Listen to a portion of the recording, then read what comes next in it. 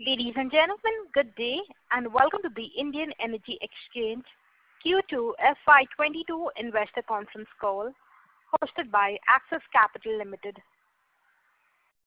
As a reminder, all participant lines will be in the listen-only mode, and there will be an opportunity for you to ask questions after the presentation concludes. Should you need assistance during the conference call, please signal an operator by pressing star then 0 on your touchtone phone. Please note that this conference is being recorded. I now hand the conference over to Mr. Jitendra Shi from Axis Securities. Thank you, and over to you, sir. Thank you, Lizanne. Good afternoon, ladies and gentlemen.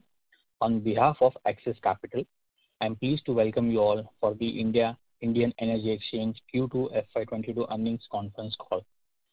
We have with us the management team of IEX, which is represented by Mr. Satyanarayan Goel, Chairman and Managing Director, Mr. Vineet Harlalka, Chief Financial Officer, Mr. Rohit Bajaj, Head Business Development, and Ms. Aparna Garg, Lead Investor Relations. Now we will begin with the opening remarks from the management, followed by an interactive Q&A session. Over to you, sir. Thank you. Good afternoon, friends. I am Satyanarayan Goel from IEX. I welcome you all to the Q2 FY22 earnings call. Present with me today are Mr. Vineet Harlalka, our CFO and Company Secretary, Mr. Rohit Bajaj, Head Business Development, Mr. Amit Kumar, Head Market Operation, Mr. Sang Gautam, CTO, Mr. Samir Prakash, who is Head HR, Ms. Kriti Bhatia, Head Market Communication, Mr. Indranil, looking after new initiatives, and Mr. Jogendra Behera, who is heading the Regulatory Affairs System Division. We seem to have almost overcome the COVID-19 pandemic. There has been a significant uptick in the pace of vaccination. Yesterday, we achieved a landmark figure of 100 billion vaccination in the country. I think it is 100 crore. The economy, industry and retail activities are resuming fast. There has been a fair resurgence in economic activities leading to rapid increase in the demand for power. Recently, the exchange power market has been seeing constraints on supply side, and we all are reading about the media articles regarding high prices and limitation on the sell side liquidity on the exchange. It is important to understand the fundamentals behind all these news articles. In H1 this year, there was 14% increase in the power consumption in the country with respect to last year. Monsoon affected the domestic coal production and supply. There is increase in the price of imported coal. The prevailing price of $120 per ton for 4,200 GCV coal is almost 5 times more than what it was 1 year back, $25 per ton. And at $125 per ton, the variable cost will be almost about 9 to 10 rupees. In case of LNG also, there has been very, very high price increase, almost 10 times. Now the LNG prices are almost about $30 per MMBTU, and about a year back it was just about $3 per MMBTU. With $30 per MMBTU, the variable cost will be more than 25 rupees. So with generation on imported coal and LNG has reduced significantly, and as a result of that, there is more pressure on the domestic coal. And this phenomenon is not only in India. Countries across the globe also have been experiencing similar situations leading to an unparalleled increase in the price of energy and power, as well as rise in price of other commodities. Government of India has already undertaken several initiatives to ease the situation, including an increase in domestic production of coal, increased coal supply to the power plants, blending of 10% imported coal with domestic coal, and restarting some of the imported based power plants. More recently, with these initiatives by the government, and the widespread rains which reduced electricity demand in the country, the prices on the exchange have started to come down.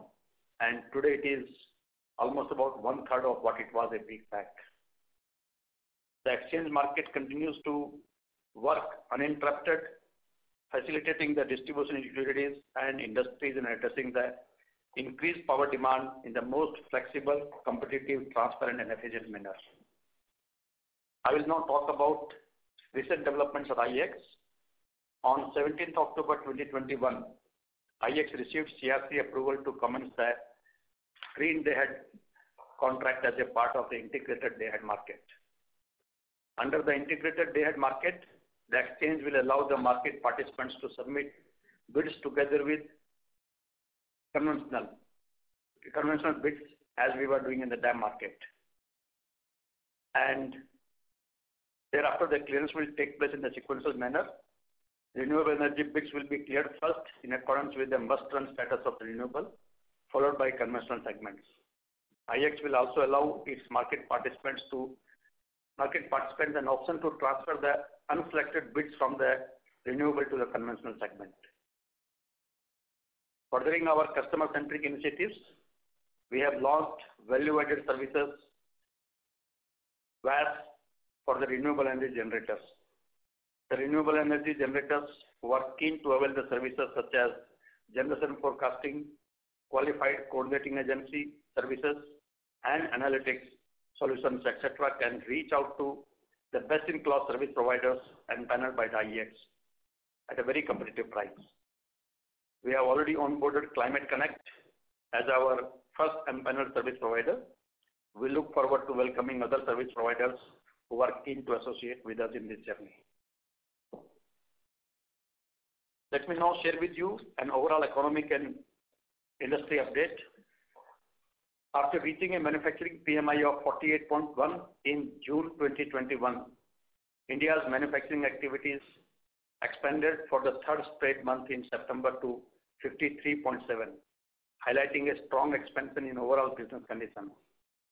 Even on the services side, we witnessed an increase in activities leading to expansion of services PMI to 55.2 in September 2021 as compared to 41.2 in June 2021. On power sector front, the rise in economic activities led to an increase in overall power demand. The All India electricity consumption increased 10% year-on-year from 334 BU in Q2 of FY21 to 366 BU in Q2 of FY22. In this quarter, highest ever peak demand of 205 gigawatt was registered in the month of July. It was July or August? July, yeah. The industrial states such as Gujarat, Maharashtra, Andhra Pradesh and Tamil Nadu were the key contributors of this growth. As of September 2021, the installed power capacity at 389 gigawatt saw 4.2% year-on-year growth.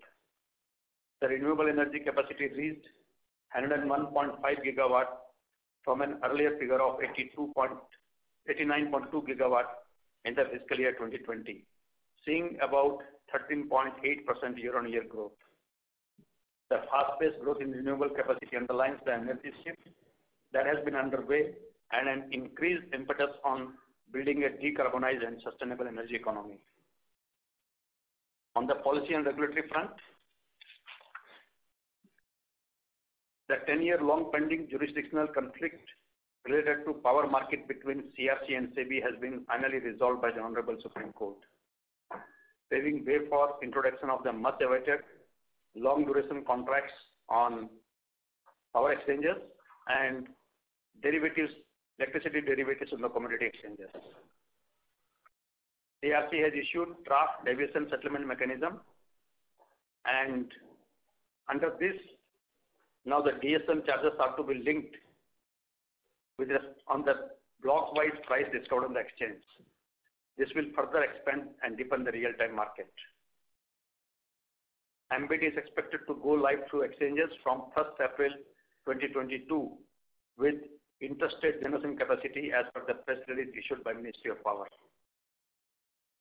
The Ministry of Power issued the draft rules for promoting renewable energy through open access allowing consumers with contracted demand load of 100 kilowatt and above as eligible for green energy open access. All these initiatives will lead to further deepening of power market in the country. The Indian Gas Exchange has been seeing an uptick in volumes as well as participation. During the quarter, Indian Gas Exchange traded almost about 10 lakh MMBtu of gas, and cumulative so far, IGX has traded more than 15 lakh MMBtu of gas. Good thing is, we are seeing business on gas exchange increasing every month, and in the second quarter of FY22, we did highest volume of almost about 8 lakh MMBtu.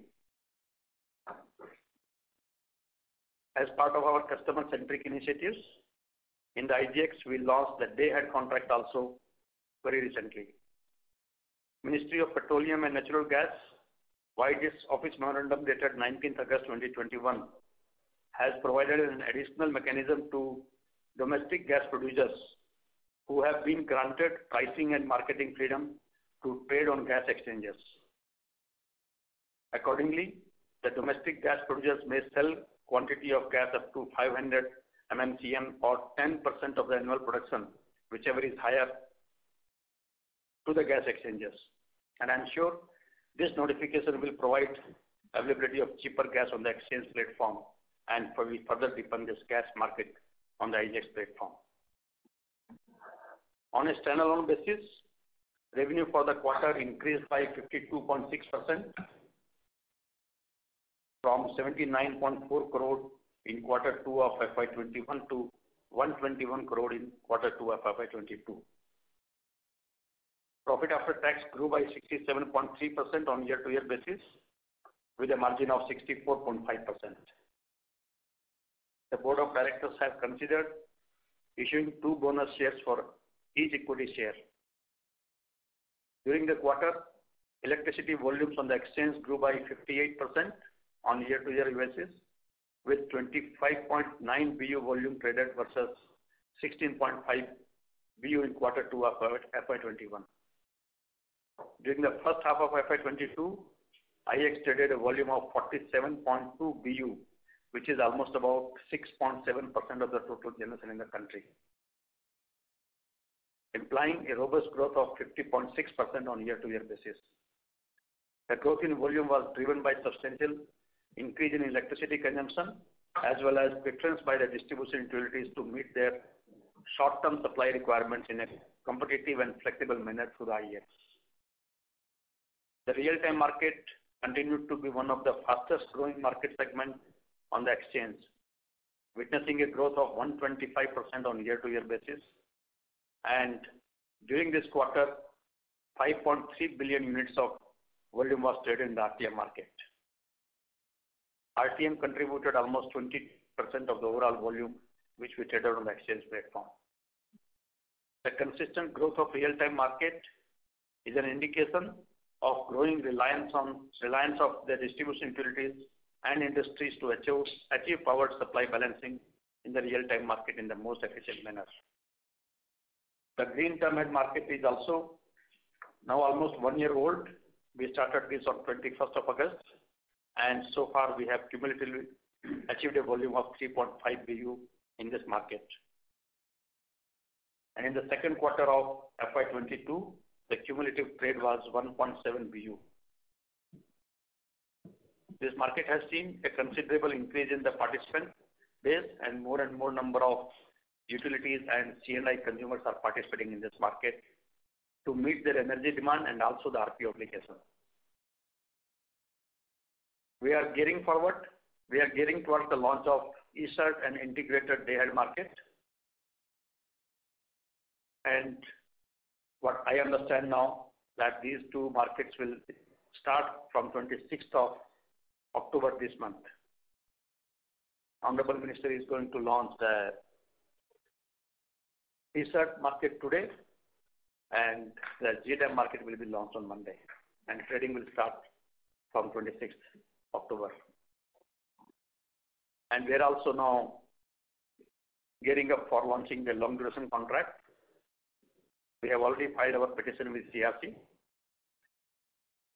REC hearings were held on 21st of October, and I think the last hearing is going to happen on 28th October, and thereafter order is expected in the month of November.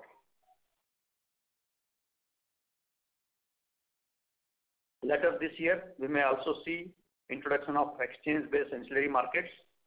In the backdrop of several initiatives I have touched upon today, combined with several policy and regulatory enablers, the power markets will have a much greater role to play. Besides, there is a huge opportunity on the gas front. Coupled with diversification initiatives which we are assessing, we are very bullish on the growth prospects of the company. With India's power consumption expected to grow at 8 to 9% during FY 2022, we expect a significant growth for the exchange market. We are continuously innovating, strengthening and advancing our technology initiatives. We believe that energy markets have a pivotal role to play in transforming India's energy economy, and we are committed to play a proactive role in facilitating the much needed efficiency, competitiveness and sustainability in the energy ecosystem. Thank you everyone, and now we can start the question and answer session. Thank you. Ladies and gentlemen, we will now begin with the question and answer session. Anyone wishing to ask a question may please press star and 1 on your touchtone telephone. If you wish to remove yourself from the question queue, you may press star and 2. Participants are requested to use handsets while asking a question. Ladies and gentlemen, we will wait for a moment while the question queue assembles.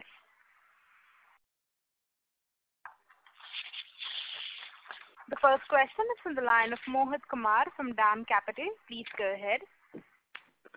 Yeah, good afternoon, sir, and congratulations on a very, very excellent quarter. There are 2 questions. The first is a market-based economic dispatch, which the government wants to implement from 1st April 2022. The related question is whether it is feasible, given the timeline, to adhere to 1st April 2022. And secondly, how does it changes business for us? Do you think this long-term volume will increase at the expense of short-term volume? And the second question is, where are we in the process of launching long duration contract, and what kind of products you are likely to begin with? Thank you. Yeah. First on MBIT, Government of India has already issued a press release and which indicates that the MBIT should be implemented from 1st of April. It also indicates that before this, CERC will align the regulations and mock drill will be carried out to ensure that the system runs smoothly. So CERC will first have to align the regulations, and that is the important thing to be done. As far as we are concerned, we are ready to launch it. We have done all necessary developments, and we are working with CERC also to start this as soon as possible. On long duration contracts, we have already filed our petition with CERC. Now, after resolution of this dispute, I am sure CERC will take up the petition for approval, and once the petition is approved, then we will launch these contracts also. These contracts are basically for fortnightly, monthly, quarterly and yearly contracts for duration less than 1 year.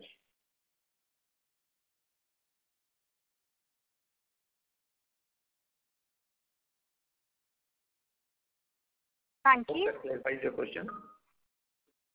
The line for the current participant has dropped off. We'll move on to the next question. That is on the line of Devansh Nagotia from SIMPL. Please go ahead. Yeah, sir, thanks for the opportunity. Sir, regarding that, if you can help us understand what do you believe are the challenges in terms of implementation, because prima facie it looks like a lot of changes have to be made right from the generator to DISCOM and even for PFC and REC to actually fund the DISCOM for this whole process. So what is our overall view in terms of the bottlenecks which are currently there? Yeah, as I have always said that implementation of MBD is as complicated as implementation of GST. Mm-hmm. So there are a lot of things to be done, but once government directions are in place, I am sure everybody will act fast on this to ensure implementation by 1st of April. And I would not like to comment anything beyond that. Okay. And in case of long duration contracts, since you're saying that we are expecting the order in November, so then after the order has come, how prepared are we in terms of launching the product? We have done all technological developments for that. We are ready to launch these contracts. So the day we get the approval, based on the approval, if there is some minor changes are to be done, we will do that. And I think within 15 days, we will be able to launch the contracts after CERC approval. Okay. And in case of day-ahead market, I mean, we have in last 1.5, 2 years, we have seen that prices on the exchange have been very high, they have been very low. But the shift from bilateral to day-ahead market seems to be consistent every quarter or on a monthly basis. So structurally, what has changed in last 1.5, 2 years over here? Because when we look at previous 8 to 10 years, that shift has not really happened with this pace. So what are the things that have really changed in last 1.5 years? The shift is a gradual process. It was happening earlier also. If you see share of the bilateral transactions, they were slowly going down. But in the last 1.5 years, the shift has happened at a much faster rate now. And one of the reasons is that during the COVID time, nobody was sure about what kind of demand will happen, what kind of demand increase will happen. So they did not get into any bilateral contracts. And when the demand started increasing, they started their participation on the exchange platform. And good thing is that there was a lot of liquidity in the exchange. They got power at competitive rate. And that led to, the confidence building. And now they are more comfortable in purchasing power through the exchange. I'll tell you a couple of cases. Telangana, their demand increases from July up to March. And every year they used to buy power under the bilateral market. And in some of the years, because of the heavy rain, the demand used to crash. They used to back down, take less power under the bilateral contract. There used to be contractual complications in that.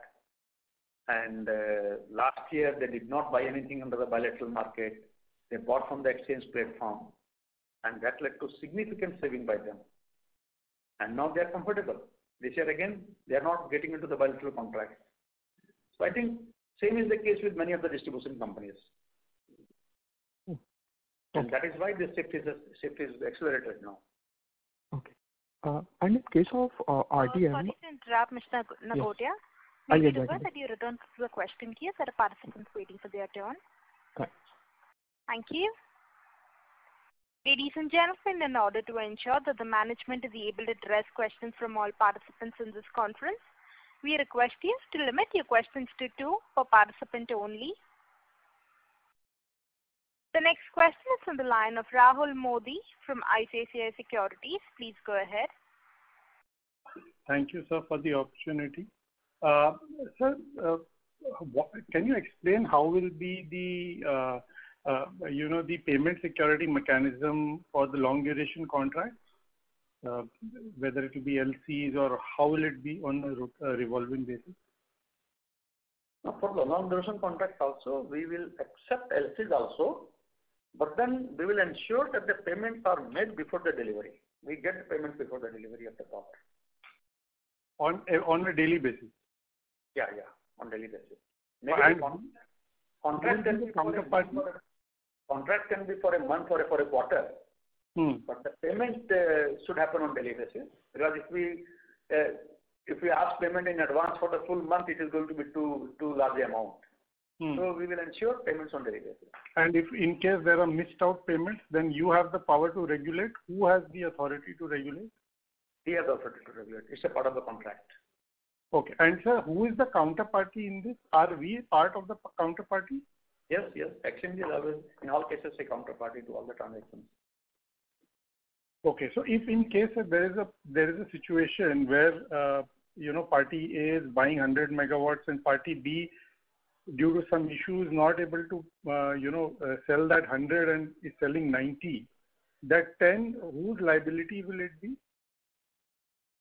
See, there is a DSM mechanism for all such events. If party A is to sell 100 megawatt, they are selling 90 megawatt, they will have to pay 10 DSM for 10 megawatt. Okay. So nothing comes on to us. No. I mean, we have designed the contract in such a manner that exchange, there is no obligation on exchange. Okay. That's great.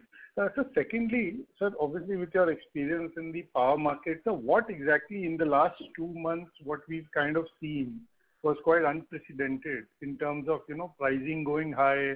We saw obviously governments also changing stand. First, they had encouraged people to move out of older contracts, but then suddenly, seeing the prices at 20 and a disruption in the generation market, they advised that we should again come back to old, PPAs and revisit. So, from a outsider standpoint, how do we look at it? Because now that you rightfully mentioned that there was a big cost saving in the last 2 years when a state like Telangana purchased X amount of units through the short-term market to meet the long-term demands which are there for years to come and will be years to come.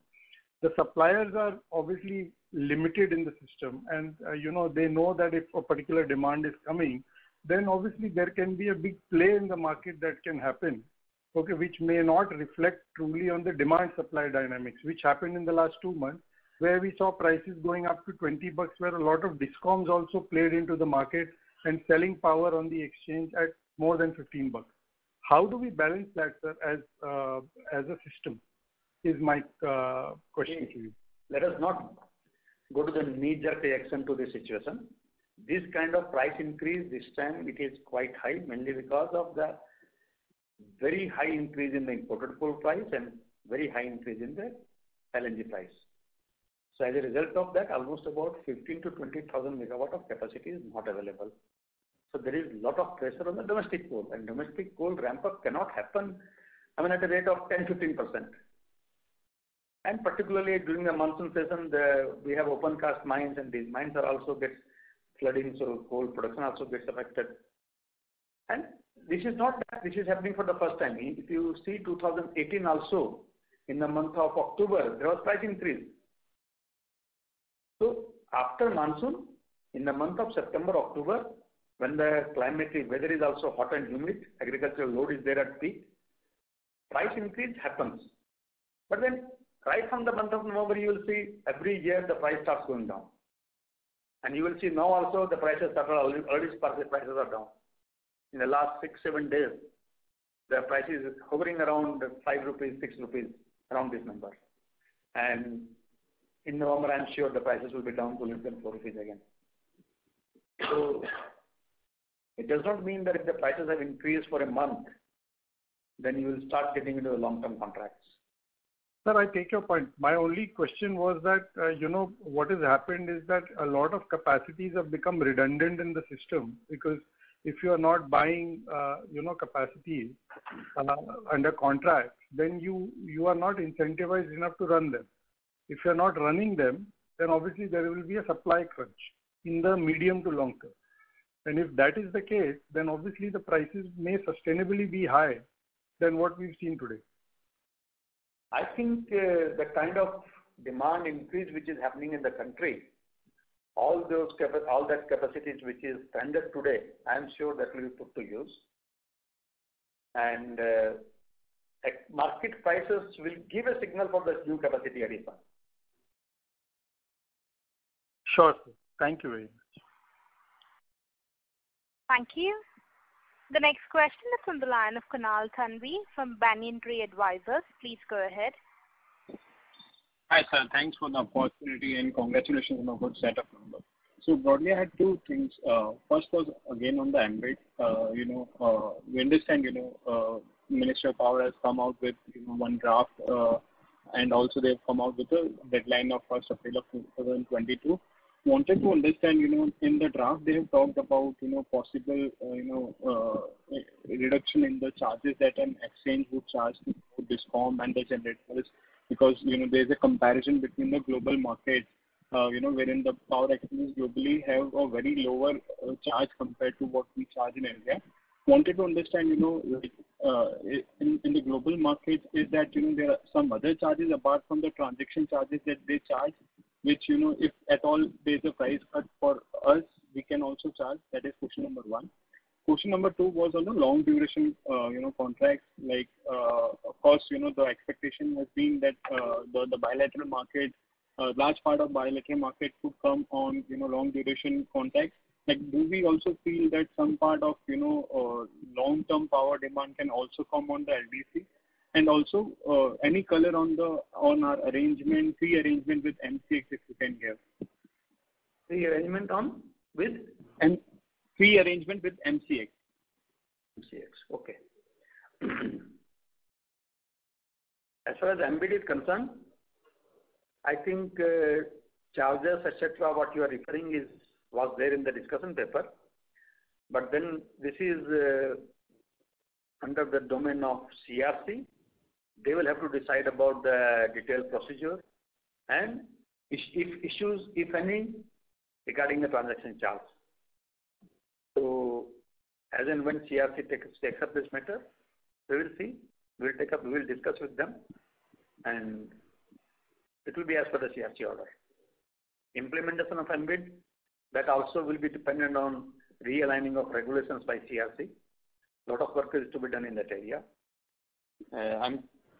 We are, as far as we are concerned, we are ready, and we are working with CERC to ensure that it is implemented from 1st of April, because as far as we are concerned, we see a lot of opportunities if MBED gets implemented from 1st of April. Long duration contracts, as I told you, we have already filed our petition with CERC. We are waiting approval from CERC. As and when we get the approval, we launch these long duration contracts.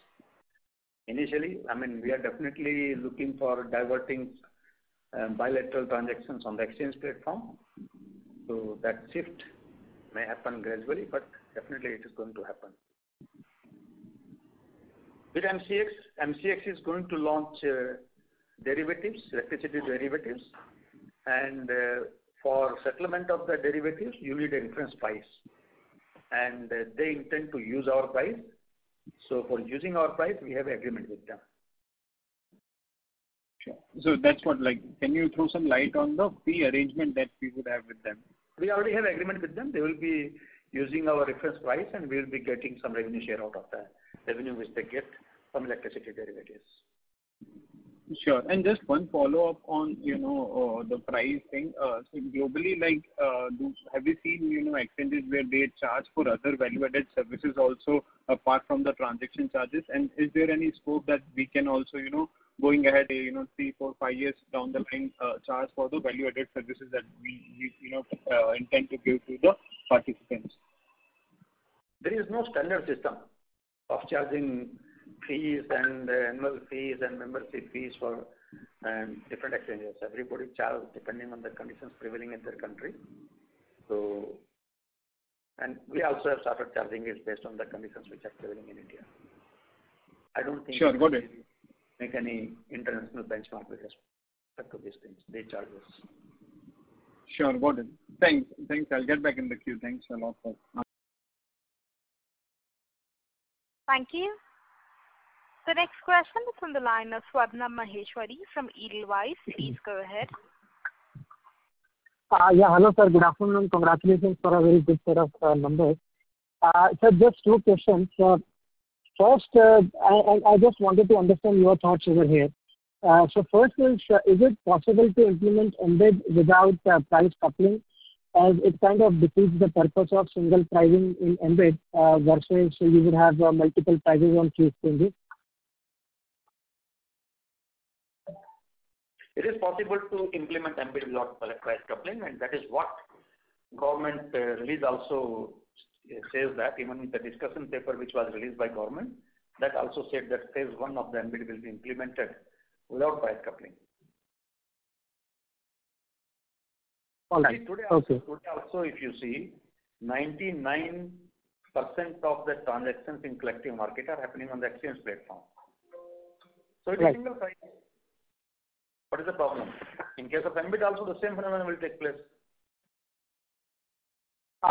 So I think the whole point is when you actually go for MBIT, you are going from 100 to 400 billion units. I think your ROEs will be like about 4x from here. And we don't see any entity actually making those supernormal profits. So with a highly regulated framework. So that was the point, the reason to ask that question really. I think the regulator is there. They will take care of all these things. Right. Yes, absolutely. Correct. Super normal profits or anything. Yeah. No, I understand, sir. Correct. Sir, the second thing is... What is the profit which you are making? 200 crore rupees? What is the profit which NSE is making? Do you think that SEBI should start regulating the profit? Right. Look at the value which we are providing. You should be more concerned about that. Right. Got it, sir. Sir, secondly, now we will be moving from the mechanism of self-scheduling to the exchange, and this would incur some additional costs with respect to our brokerage. Now, of course, the overall saving cost that was envisaged on implementation of MBIT is about 3 to 4%. But should MBIT get implemented on the exchanges, about 1.5 to 2% might be actually eaten up by the brokerage. So, do you think that there is a possibility that in future the transaction fees might actually start coming down? Otherwise, this actually defeats the purpose of MBIT again. Again, I told you, regulator will have to take a view on this. They will have to see what kind of values customers will be able to get by implementing MBIT, what kind of savings will this happen, what is the job which will have to be done by the exchanges, what kind of fees is to be given to them. I think we have a regulator and they will look into all these things.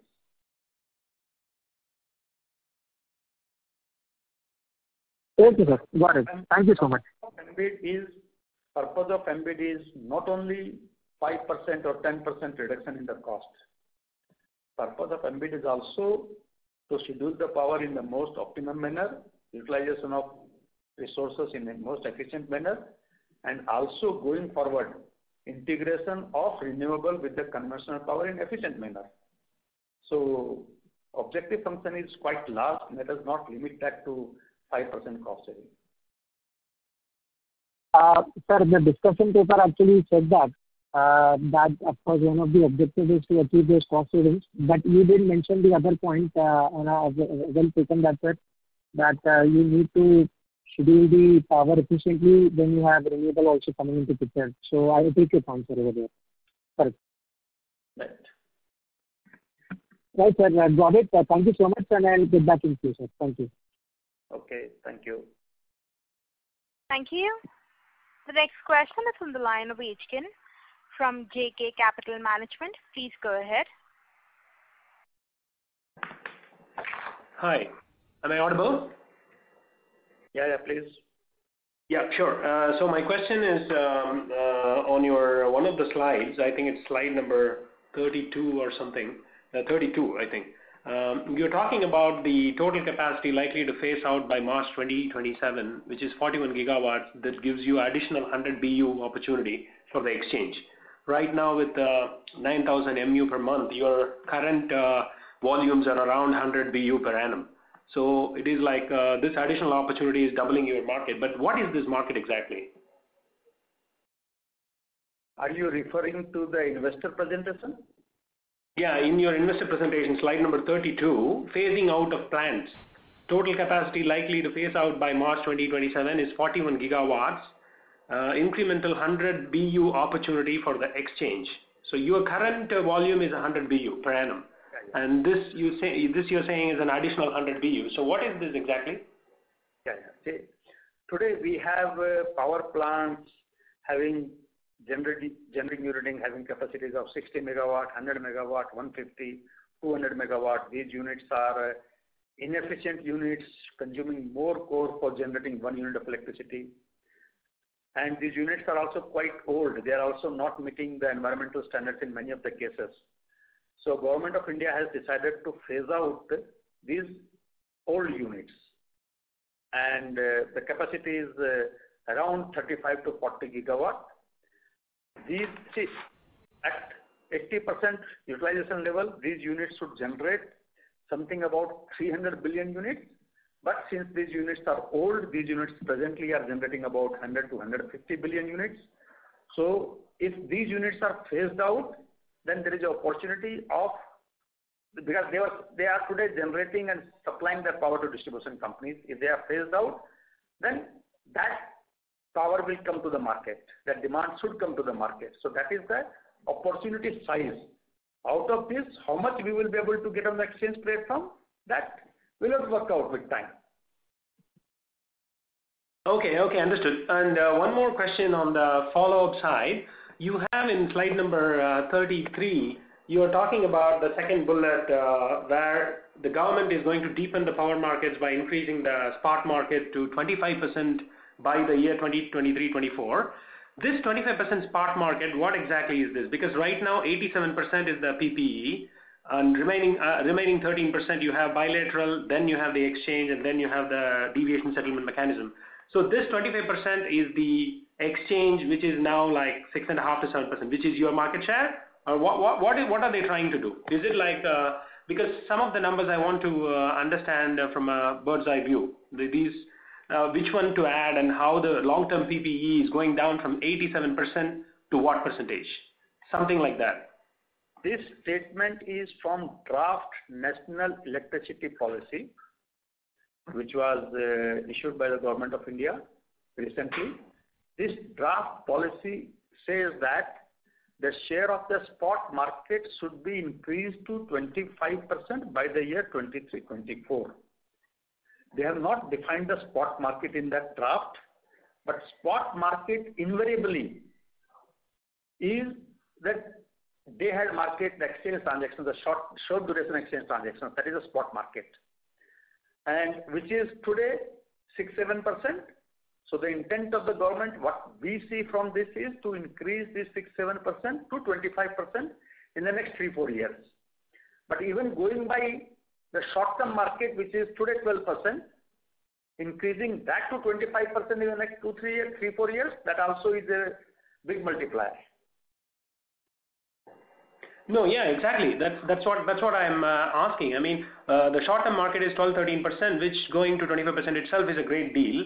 But in this draft, as per this draft, I'm not saying that this is an achievable target or an unachievable target. I'm not commenting on that. But as per this draft, 25% would be the spot market, on top of which you have the bilateral and the deviation settlement mechanism, etc., etc.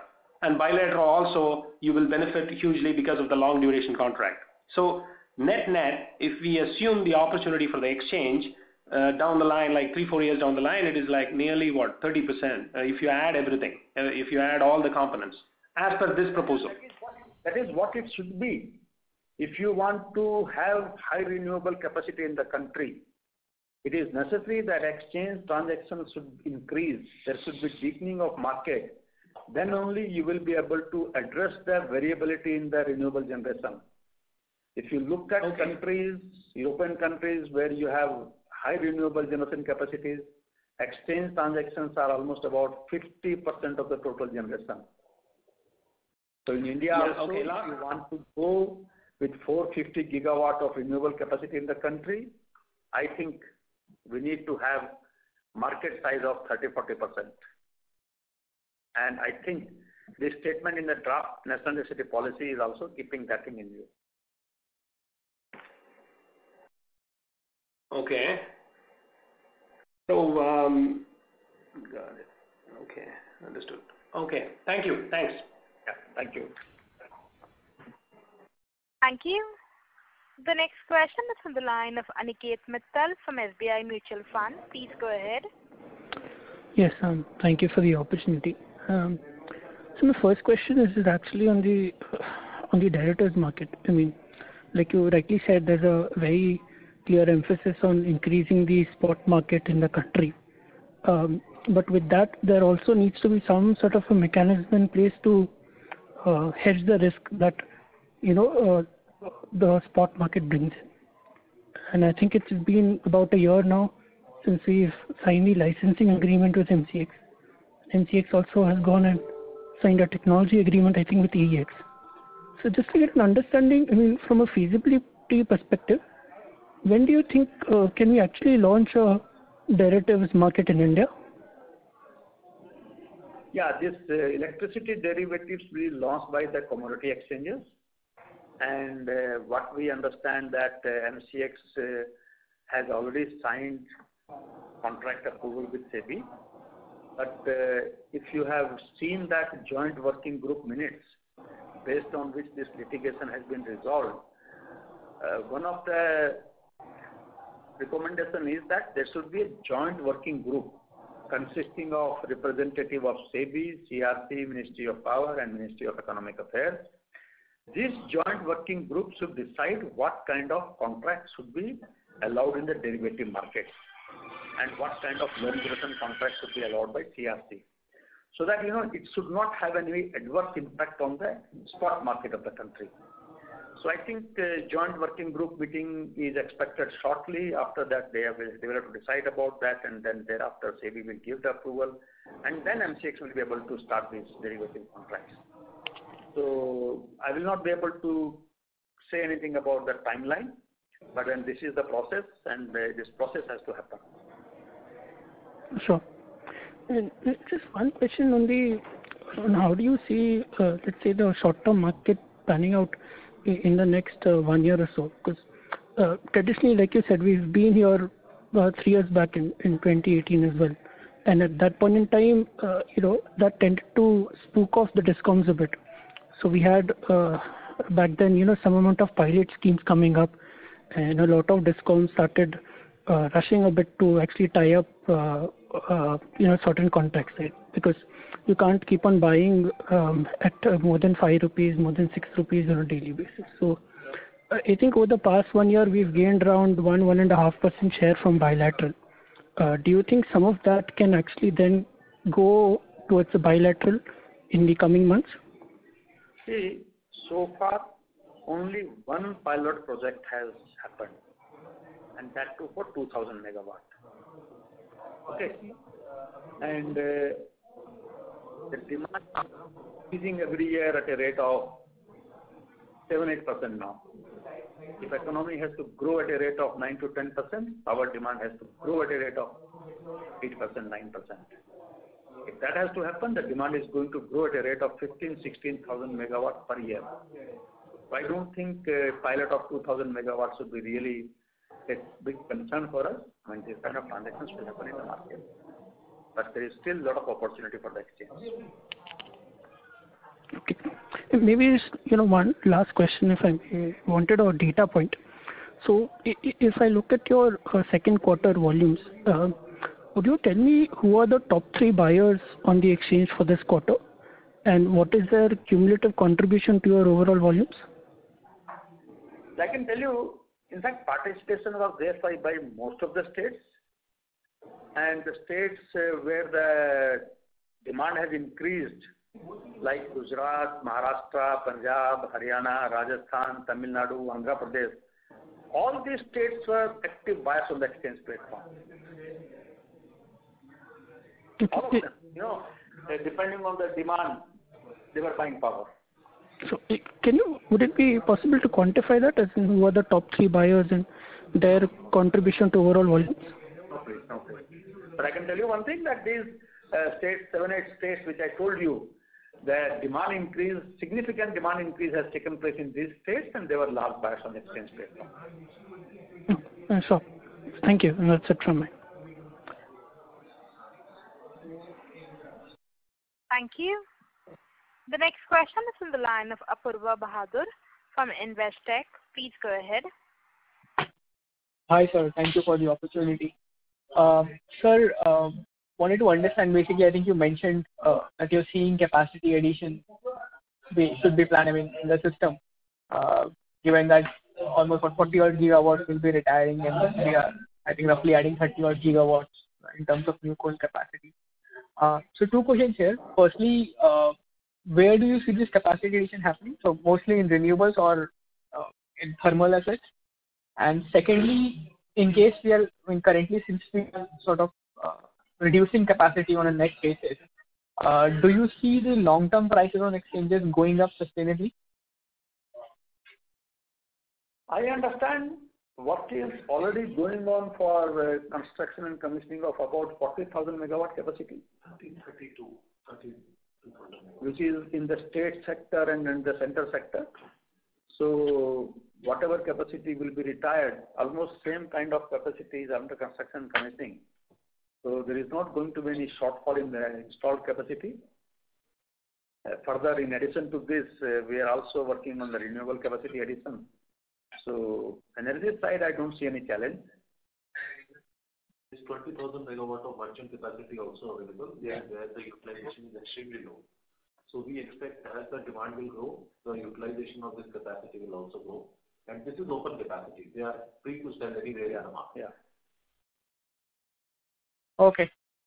Got it, sir. And secondly, sir, on the, sorry for harping on this again, basically on the embed side of things. Now, essentially, as I understand, and please correct me if I'm wrong, but under the MBED, price discovery won't happen on the exchange. It's essentially the scheduling function. So in such a scenario, and I know you said that regulator will take a call, but what would be a fair sort of a remuneration for the exchange, which will basically just do the scheduling function or just sort of lend its platform and technology for it? See, because from a supplier point, in case of phase 1 of MBED, exchanges will do what they are doing today. The entire function of bid collection, price discovery, scheduling, financial transaction settlement, and physical settlement will be done by the exchanges. Okay, so the price discovery will also happen on exchanges for embed, and won't be based on the variable cost of the asset. Another phase 1, yes. And post the phase 1, as an overall at an overall implementation level. Implementation of phase 1, they will see what are the implications, what kind of benefits country is driving out of that, and what should be done for phase 2. Whether they should launch for phase 2 or not, I think the call on that will be taken after implementation of phase 1. Okay, got it, sir. And then, sir, in that case, say, for example, in case of phase 1, probably NTPC will sort of become a market maker, given that it will be driving the bulk of the capacity. So what incentives is it there for NTPC to be on IEX? Because what I wanted to know, since NTPC will be the market maker, probably it can drive price discovery on any of the exchanges. So if you could just please elaborate on this and throw some light. Number 1, if you have seen the paper, it is not NTPC alone. It is talking about interstate generating stations. So when you say interstate generating stations, this is NTPC, NLC, DVC, NIPCO, NSPC, SJVNL, all these companies, plus the private sector companies also, which are interstate generating companies like Adani, Tata, Sasan, and then you have interstate generating stations in the private sector also. So GMR, I mean all these companies. Right. So all these plants are interstate generating plants. Right, so but same thing persists, right? I mean, NTPC would obviously have the highest capacity among these, or even if, let's say, 2 or 3 government companies. Any generator or distribution company will like to participate on an exchange platform which has demonstrated its capability to run this kind of a product. I mean, nobody can take risk with the exchange or a platform which has not proven. I mean, in last 13 years at least, we have demonstrated that we are capable of running such a product. Fair enough. If you think you are comfortable in going with the other exchange, do you think so? Right. No, I get your point. Thank you so much. I'll get back in the queue. Thank you. The next question is from the line of Noel from Ashika Group. Please go ahead. Hello. Yes. Actually, just most of my questions have been answered by now, but just one last question.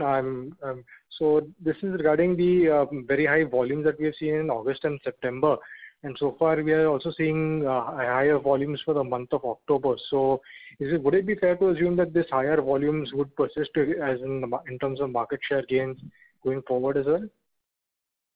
Yeah, definitely. That is what we think so. Okay. We are aiming for. Okay.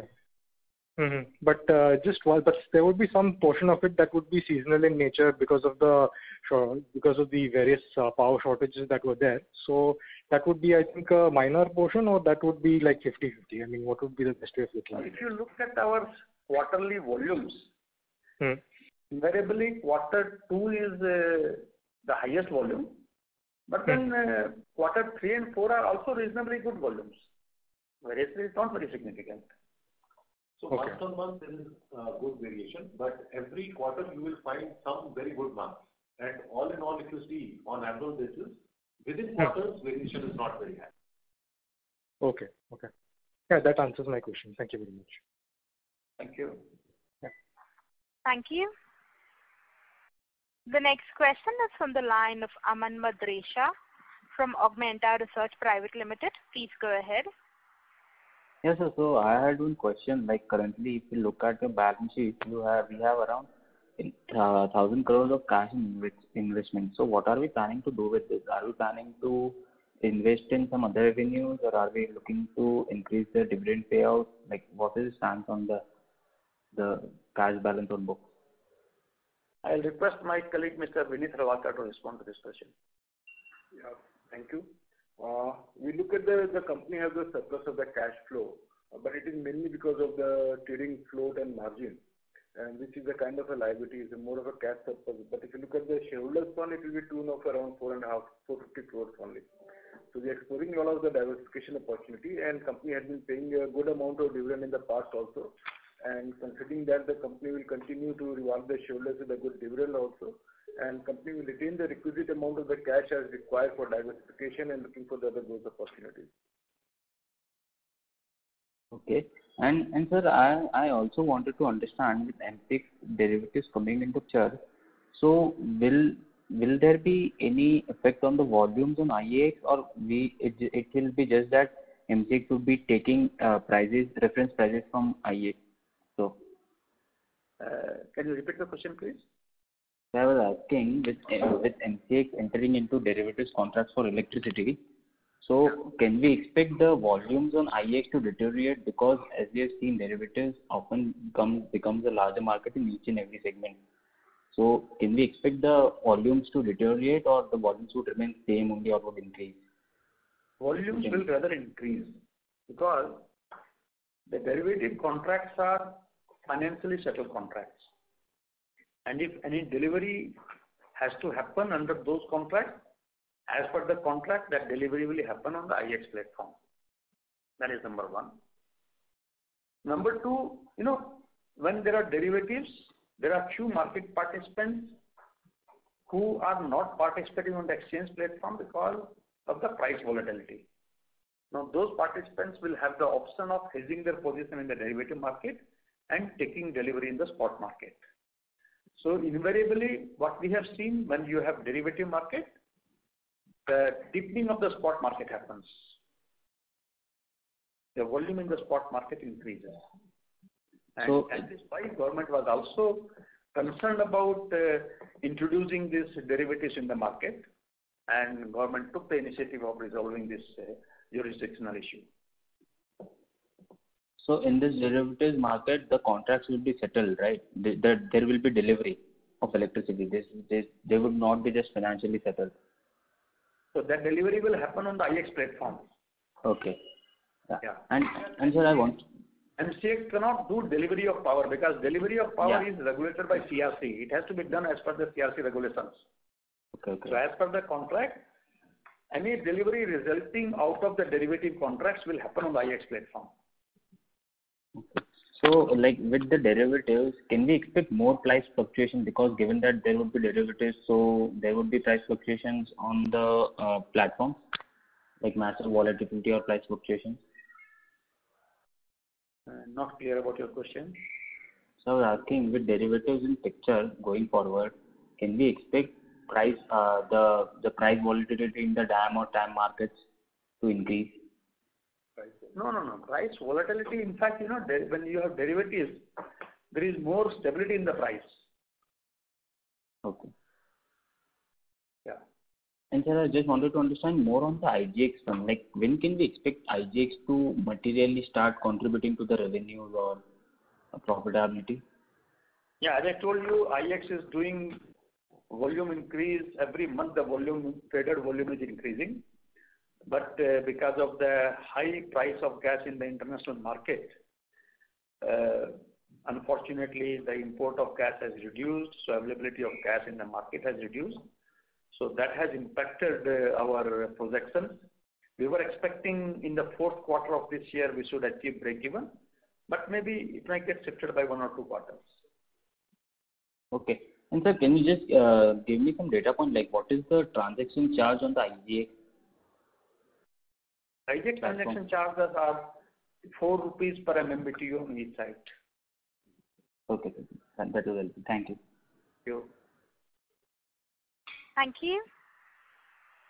The next question is on the line of Dipesh Agarwal from UTI AMC. Please go ahead. Yeah, good afternoon, gentlemen. My first question is, so when you look at renewables, most of the capacities get built up with 25 years PPA. So do you think the addressable market for exchanges for renewables would be restricted largely for the load balancing, or there would be more volumes coming up out there? When in 2008, when we started IEX, at that time, almost 100% of the power generation capacity was tied up to the PPA. But then slowly, we started having merchant capacities in the market also. And then the distribution companies, when they have surplus power, they started selling on the exchange platform. Similarly, in the renewable also, we have just started this G10 market. And on 26th of October, we will be starting the G10 market. So I think when we start these products in the market, now the generators will have another option of selling the renewable power. What we have seen in the last 1 year in the G10 market, price discovered on the exchange platform is much, much higher than the price which they are getting under competitive bidding route. So I'm sure there are going to be generators who will set up merchant capacity, and volume in this market will again, slowly start increasing. I'm not expecting that the volume increase in the green market will happen immediately in the next 1 or 2 years. It may take time, but yes. Understood. And my second question is continuation with an earlier participant's question. Sir, on the price coupling, where are we in terms of regulation? Can you help us understand, is there a clarity from the regulator side whether this will be implemented, and if yes, by when? From the regulator side, there is no mention about price coupling anywhere. They have said in the regulations also that it will be considered as and when necessary. So I don't think there is any discussion on this. And even in the phase 1 press release given by the Ministry of Power for implementation of phase 1 of MBED, there also they are not talking about price coupling. Okay. After implementation of phase 1, then they will see how effective this was. Should they go ahead with the phase 2 or not? I think these are issues which will be subsequently dealt. Okay. Thank you. Thank you. We'll move on to the next question. That is on the line of Ankush Agarwal from Surge Capital. Please go ahead. Yeah, hi sir. Just one quick question. So could you just highlight what would be the reason for someone to trade on the exchange through a power trader like PTC and not directly? And what are we doing to bridge this gap? Can you repeat the question, please? I couldn't hear you. Yeah. So what, according to you, would be the reasons why someone would trade on the power exchange, not directly, but through a broker like a PTC? Right. I'm still not clear. Yeah. So PTC they has like 30-40% of the exchange volumes, right? So a lot of discoms and power generators use PTC to put their bids on the exchange, right? Yeah. Yeah. So what, according to you, are the reasons why these companies are coming to exchange through PTC and not directly to the exchange? Number one, the share of PTC on power exchange out of the total transactions what we do is almost about 20%. It's not 30-40%. It is about 20%. Number two, there are a couple of state distribution companies through PTC, and some of the industrial consumers also are participating through PTC. PTC also has a long-term contract with some of the generators. They are selling their power also through the exchange platform. So these participants have their own reason for participating through PTC. In addition to this, we also have some of other trader members also, like Tata Power Trading Company, Manikaran, etc., who are doing transactions on behalf of some of the clients. And then we have many distribution companies who are directly doing transactions on the exchange platform, who are our proprietary members. Right. Right. So the reason for asking this question was, since PTC is, say, like, for example, 20% of the volumes, right? And PTC is coming out with its own exchange, and if PTC has 20% of the volumes and they are the decision maker with respect to this 20% of the volume, isn't that a risk that someone would be, like PTC would try to shift this volume to some other exchange? I'll give you one example. Yeah. When you participate, when you purchase shares on Zerodha platform or on ICICI Direct platform, there is an option that you will do purchase from BSE or NSE. Who decides about that? You decide, or that platform decides about it? No, that's a good analogy, but I'll give you my thoughts here. See, in case traders are only doing these transactions on behalf of the client. For a generator, it is more important to sell that power. If that power is not sold, that opportunity is lost forever. Power is a perishable commodity. So for a generator, it is important to sell the power. Similarly, for a distribution company or industrial consumers, it is important to get the power. If the power is, he has not been able to get the power, industry will have to reduce the production and distribution companies will have to do the load shedding.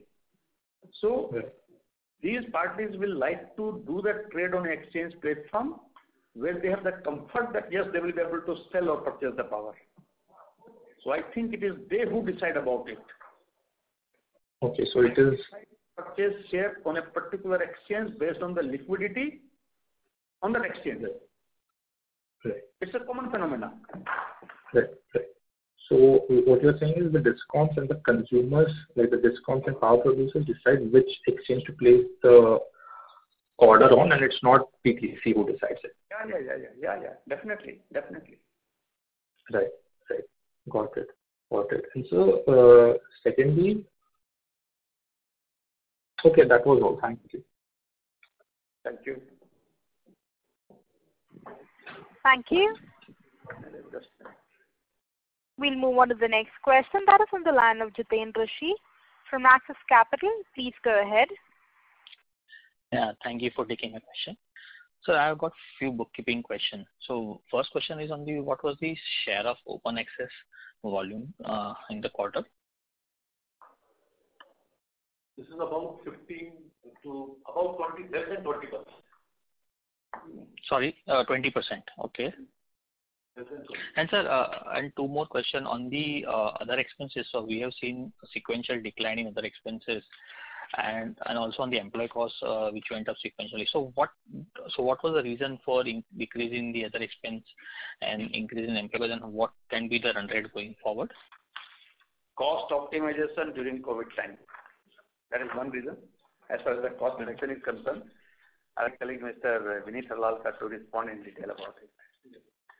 During the quarter, the other expenses are mainly because of the CSR office. In the quarter one, there was around 2 crore of CSR expense, additional CSR expenses the company incurred, which was not there.